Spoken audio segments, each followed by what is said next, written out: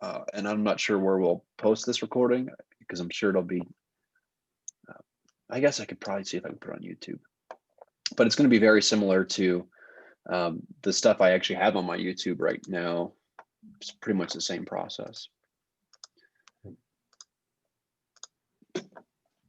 And I'm going to be using this guy, which I sent this out to the group just a few minutes ago in the PDF form. So you guys have this available to you? Yeah, got it. I grabbed your Word doc per Graham's request there. I'll just make some notes if something's different or whatever. Are you guys seeing my screen? I'm not getting like the green Yeah. border like I usually would whenever it's okay. So you're seeing the you're seeing my mouse and the convert master template job. Okay, sweet. Usually Zoom gives me like a green border, but I'm not seeing it. So who knows? Yeah, it is different for me as well. I can't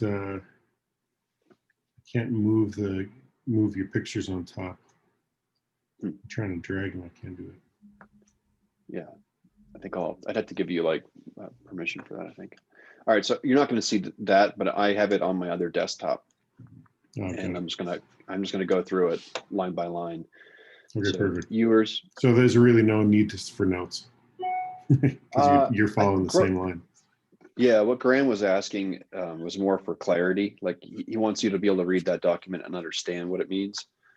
And so, but whenever I built this document, at first I built it so that anyone could do it, but it didn't seem reasonable to me because really people that are setting up jobs should be somewhat familiar with BT. So at that point I scraped it because it was like, 12 pages or something stupid and just made it as short as possible. So there's a bit of an assumption that you know what we're doing. So number one, schedule. So schedule, list view,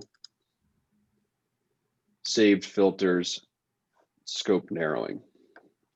So this is a filter that you'll only use whenever you build jobs, and it's scope narrowing, SI, so schedule item scope narrowing.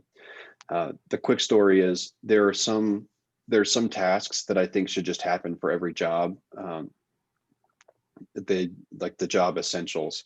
And so this filter just hides those so that you don't accidentally delete them. And then show more and show all. We want to make sure we're seeing all. I think there's like 250. No, okay, 130. That's nice. There's 130 schedule items. So we want to see all of those. Otherwise we would leave some, obviously. If we're only viewing 50, then we can miss some. And then it's just going through and check anything you don't want. So in this case, this job doesn't have a permit, so I'm going to delete permit. Not worried about sewer tap. There's no soil testing, the temp electrical. And I'll just keep going until I find the first one that I need. So we're going to keep the interior protections, keep the dumpster, keep the porta, keep deconstruction, keep demo. Is that large enough font that you guys can see it? Yeah. Okay. So obviously for a bathroom remodel, there's not much here. So I'm deleting a ton of information and leaving not too much.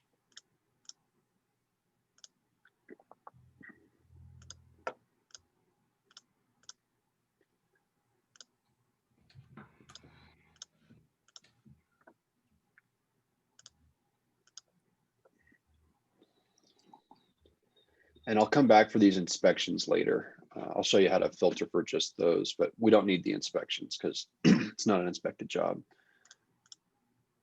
So you're coming back to it, you said? Yeah, I'll come back to it. I don't know if we're taking care of the bathroom window, so I'm going to leave that and we can always delete it later.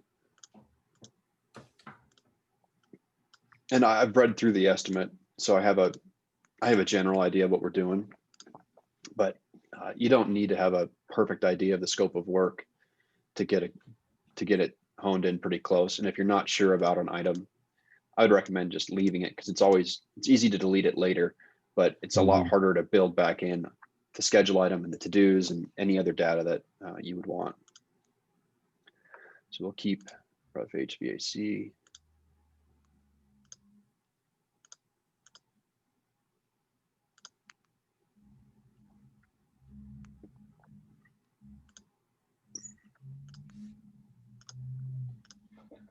Not sure.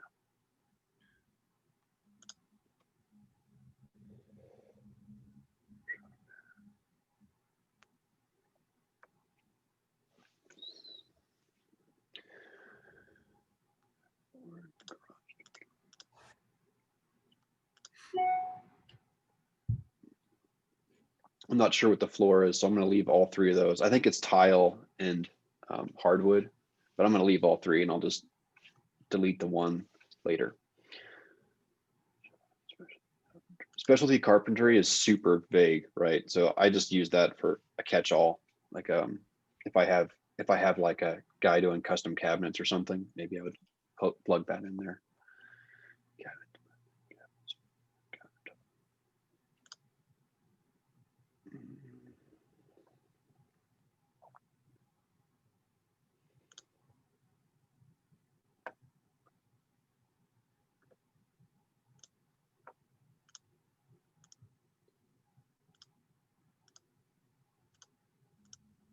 And then, okay, so then it's scroll back up to the top. This is step 7, delete checked items.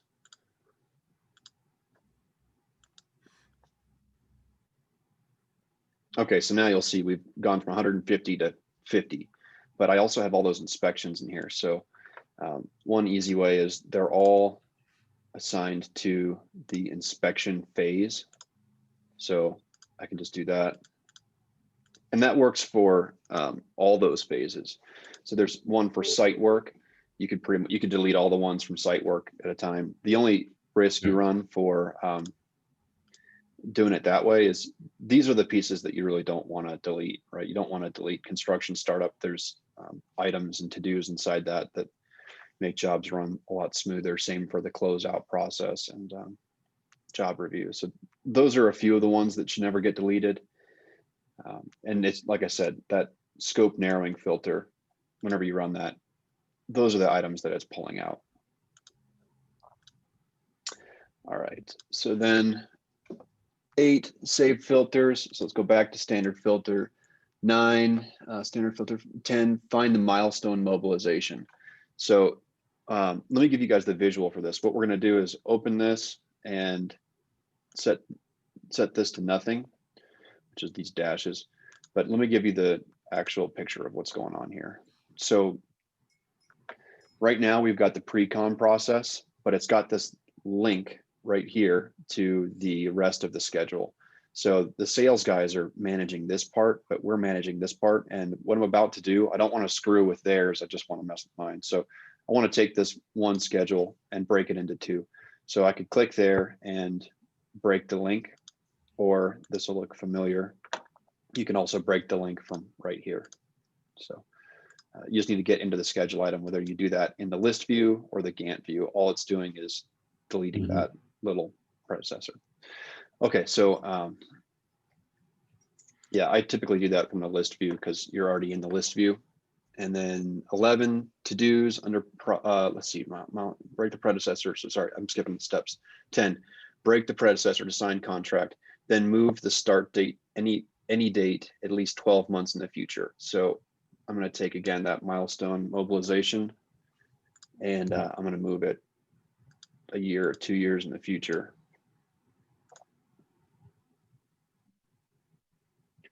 So all of those to-do, or all those schedule items I just deleted, all had to-dos that were attached to them. So the schedule items are gone because I deleted them, but all those to-dos are still in the background. So if I go to to-dos, you're going to see a real mess. But what I did was I took the schedule and I sent it 2 years into the future. So the schedule that we're keeping, as well as all the to-dos we want to keep, they got sent way out there in the future. Got it. So you'll notice is, so this is a schedule item that doesn't have any links. And this is one that is linked to a schedule item. This is what I was talking about. The estimators have their portion of the schedule they control, right? So they're doing this. So I made a filter for this as well. You're going to do the TD scope narrowing. So for the schedule items, you do the SI scope narrowing. For this to-dos, TD scope narrowing. Now you'll see it's all of these are going to be the ones that we're trying to delete, all the way to all those on that page. So I'm going to select all, delete. And what I'm looking at is this do column. The fact that they don't have any links tells me that they were once attached to those schedule items that we deleted. Yep. Yep. So yeah, for a bathroom job, you're going to delete a whole bunch, but for a full house build, you may not delete as many. So I'm looking over here for the very first item that has a link, and that's where I'll stop deleting.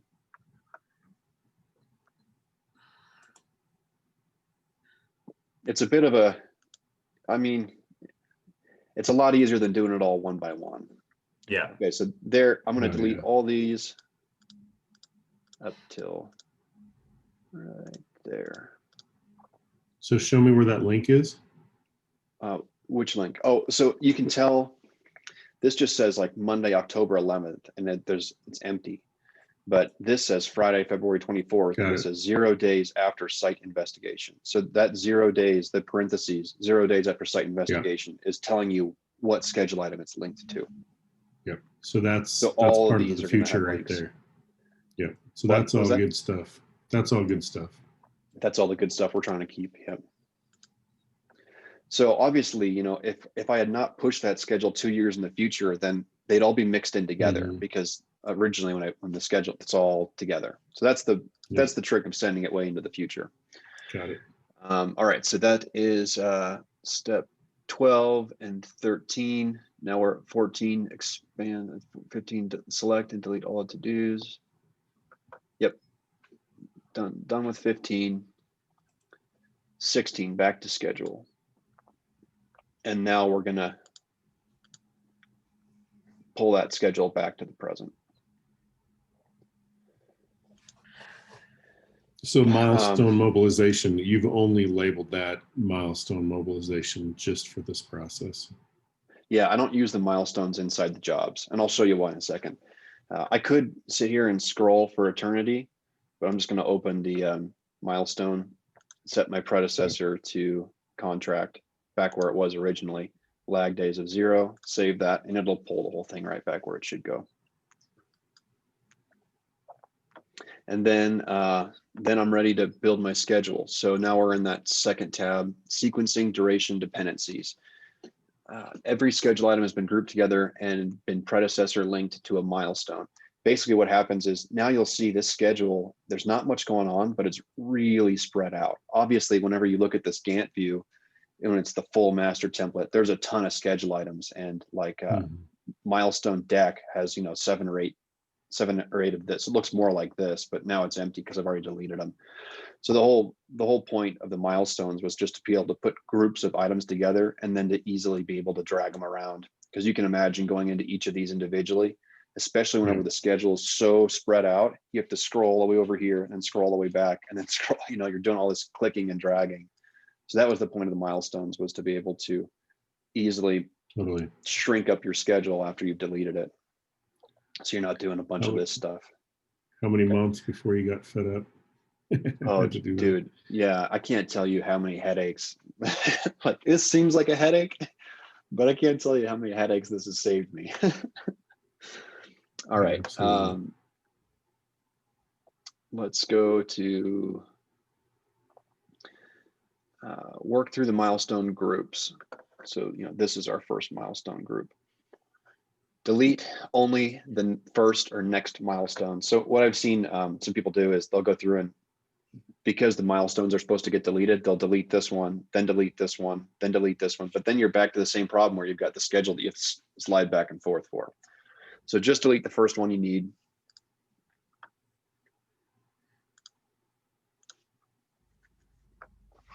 And then it's pretty plug and play.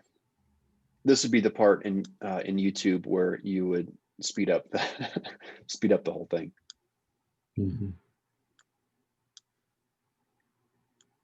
So I scoot over the milestone to wherever I want it and then delete it.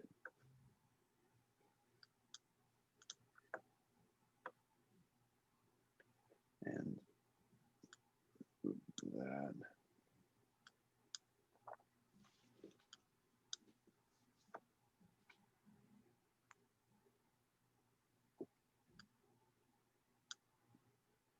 and I try and have everything inside the schedule linked somehow, so that if I push something at all, you don't want, if you have some stuff that's just floating there, you could potentially delay certain tasks while the other ones stay. So I really like to have everything at least linked to something. All right, so. And you're just cleaning, you're just doing a broad strokes right now. You're not really looking at the dates at all. Nope. No, I'm just building the duration of the whole job. Yeah. Yeah. I'll keep those guys. Come back here. Now you'll notice I have some default predecessor links that make some of this a little bit easier. So for example, let's do rough framing, and let's set up a predecessor of demo.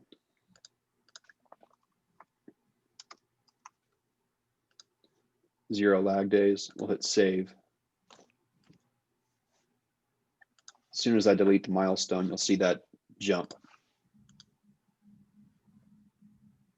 Oh, or not. Why does it not want to move? Is it showing the lag days? Oh, it's because it's got the framing package. So if the framing package is in front of it. There we go. Now we'll jump. This is what I was talking about going all the way back and forth. You can really lose your time there.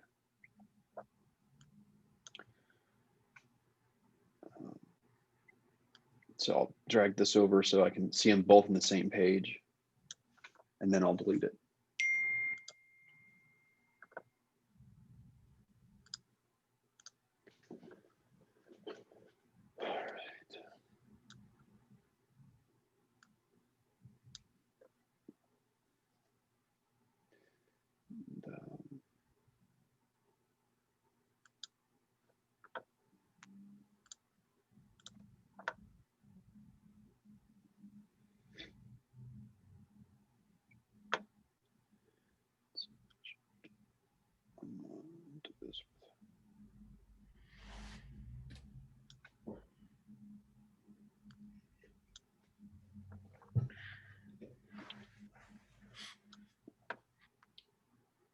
There's a few ways to move items around. That would be another way you could look at it, is you could go through the whole schedule, open up the schedule item, and build your dependencies in from here. So we'll say, so there's a few different ways to move those guys around.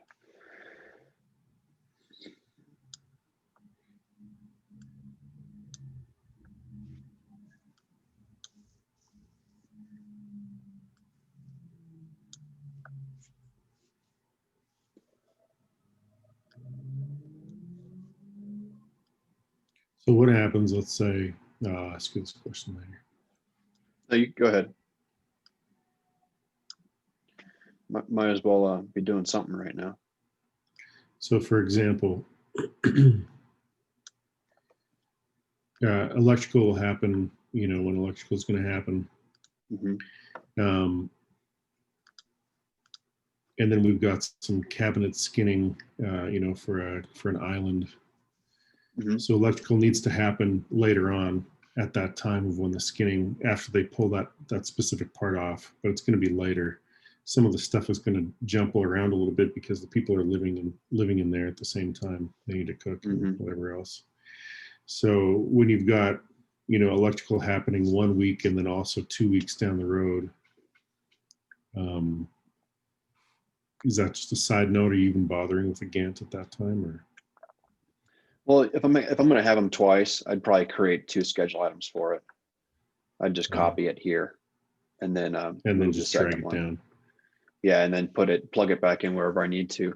One thing to maybe take note of is right now we've got just one predecessor link for the we're going straight from mechanical into electrical, straight from electrical into our back out framing. So you don't always, maybe for some reason you don't actually need your rough plumbing after mechanical. Your mechanical guy gets, pushed back for some reason. Sometimes it's helpful to have multiple links in here instead of just the one. So back out framing, sometimes it's helpful to have mechanical in here too. I don't know why. And have all those lag days set to 0. And then, you don't necessarily, if your rough plumbing it's not actually dependent on mechanical, then maybe get rid of that predecessor. There's a better example of that inside the YouTube videos, and it's pretty short. It's like 8 minutes, but there can be some quirks with predecessor links. So one quirk to be aware of is if I take rough framing and I stretch this out to tile backer board, and I just drop that, it's going to include inside this 1, 2, 3, 4, 5, 6, 7, 8 lag days, or seven or 8 lag days right there, which can be kind of an issue whenever you start pushing stuff around. It'll turn your schedules into spaghetti super fast, where things start to just look really weird. And it's just that there are too many lag days going on. And so whenever I'm building predecessors, I typically do it from inside the schedule item. So that way I'm not automatically inputting these extra lag days. That's just something to keep an eye out for. All right, let's just keep rolling.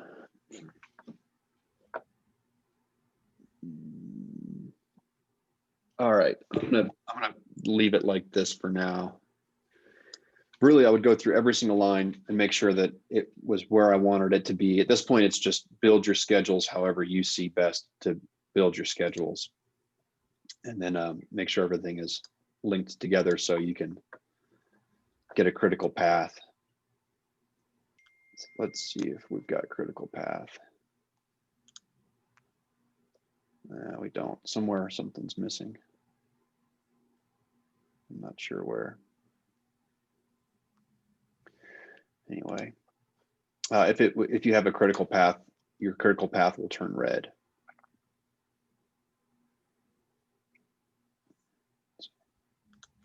All right, that's kind of build your schedules how you want. The big thing there is use the milestone groupings to move a whole bunch of items before you delete them. Otherwise, you're scrolling back and forth a whole bunch, which even that is not a huge deal, but I hated that. Tags.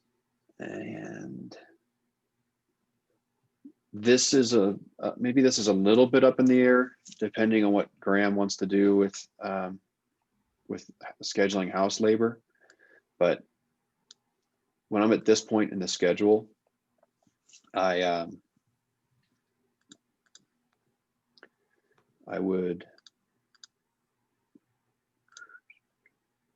He sent out a memo on the house labor right before this. Yeah, I saw that. Started. And yeah, he settled on the house labor unassigned, I believe.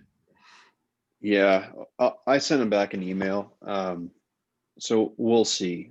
I don't think he's going to get what he's looking for out of that solution. So we'll see what we actually settle on. But at this point, I would go through and select anything that's going to get taken care of in-house and attach that tag. So there you can see I created that tag that he was asking for. Yeah. Really, the whole point of the house labor from my perspective was just for me to get a prediction of which tasks were going to be taken care of in-house. It wasn't for me to actually pin somebody to it. It was just for me to know and to filter out what's getting subbed from what's getting in-house. And I actually go through here and I put sub tags on anything that's going to be sub as well. And I do all this manually because it changes from job to job. But anything that's going to be sub, and then it gives me the ability to, I go on my save filter subs and it shows me all my subs. And so it makes it pretty easy. Like at the beginning of the week, whenever I'm trying to schedule subs 6 weeks out, I don't have to fuss with all this other schedule items. I can just hit my filter for subs all listed. And then I can say pretty quickly, okay, have I talked to the framers at Hamilton? Have I talked to the drywaller? You know, and then I can work my way out 6 weeks pretty easily by filtering out all the other schedule items that don't have to do with scheduling a sub. So that makes that pretty slick. And then it's really the same thing for the house labor. I can predict pretty easily, you know, where my guys, like I can tell there's going to be some empty days there. And you know, that gives me a chance to set up some things to keep them busy. So that's the whole point of the subs and the house labor, but those are manually generated at this point in the schedule build.